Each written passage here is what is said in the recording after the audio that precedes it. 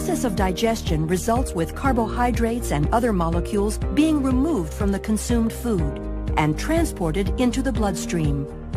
From there, nutrients, like the carbohydrate glucose, will leave the bloodstream through a capillary wall and enter a tissue cell. Once inside the cell, cellular respiration will completely oxidize the glucose molecule, releasing high-energy electrons. The overall goal is to make ATP, a storage form of energy for most cells. Cellular respiration is a four-stage process that begins with glycolysis. Glycolysis literally means splitting sugars, and it is the first step of cellular respiration, occurring in the cytoplasm of the cell. Glycolysis consists of two distinct phases, an energy investment phase and an energy harvesting phase. In the energy investment phase, two ATP molecules transfer energy to the glucose molecule, forming a 6-carbon sugar diphosphate molecule. This molecule splits, and the energy harvesting phase begins. During this phase, the two 3-carbon molecules are converted to pyruvate, and ATP is formed. Glycolysis is a 10-step reaction that involves the activity of multiple enzymes and enzyme assistance. In the process, a net of 2 molecules of ATP, 2 molecules of pyruvate, and 2 high-energy electron-carrying molecules of NADH are produced. When oxygen is present, the pyruvate molecules and NADH enter the mitochondria, and the next stage of cellular respiration begins. The next stage of cellular respiration involves the movement of pyruvate into the mitochondria, where it undergoes oxidation. Each pyruvate molecule is converted into a compound called acetyl-CoA.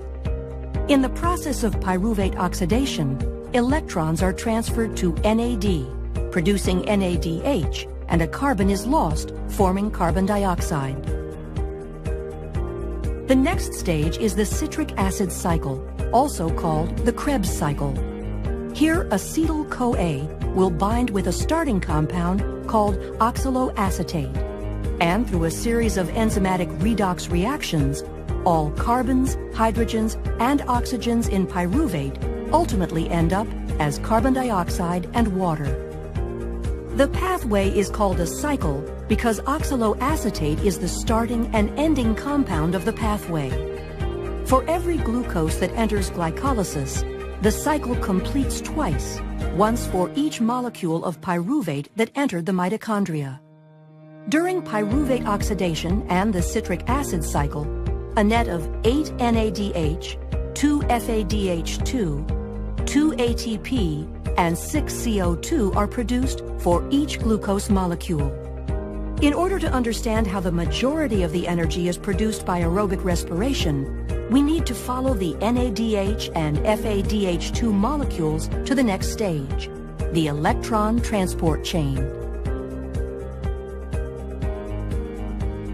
The electron transport chain is a series of membrane-bound carriers in the mitochondria that pass electrons from one to another. As the electrons are transferred between the membrane proteins, the cell is able to capture energy and use it to produce ATP molecules. Proteins in the chain pump hydrogen ions across a membrane. When the hydrogen ions flow back across the membrane through an ATP synthase complex, ATP is synthesized by the enzyme ATP synthase. Oxygen acts as the terminal electron acceptor. By accepting electrons, oxygen is reduced to form water, a byproduct of the electron transport chain. All the high-energy electron carriers from the previous stages of cellular respiration bring their electrons into the chain. From this, the bulk of ATP from the entirety of cellular respiration is produced, a net of 32 to 36 ATP. In summary, we have seen how the 4 stages of cellular respiration are responsible for converting the energy found in the glucose molecule into ATP.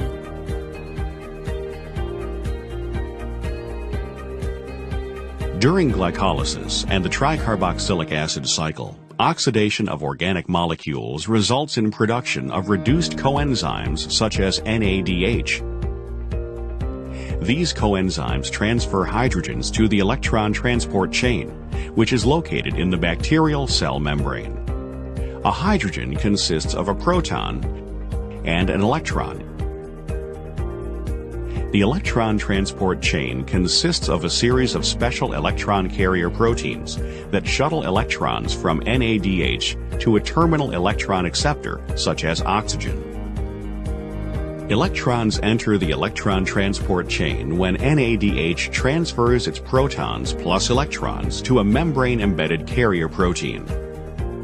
The electrons are sequentially carried along the electron transport chain, while the protons are shuttled to the outside of the membrane. Some of the electron carriers, such as coenzyme Q, accept a proton from the inside of the cell membrane as it accepts electrons. The proton is then transported through the membrane as electrons move down the chain. This increases the proton gradient across the membrane and enhances the proton motive force. During aerobic respiration, the last carrier protein transfers a pair of electrons to oxygen at the end of the electron transport chain, and water is formed. The enzyme ATP synthase utilizes the energy of the proton motive force to synthesize ATP. This enzyme allows protons to pass back into the cell and couples the energy released in this process to the phosphorylation of ADP to form ATP.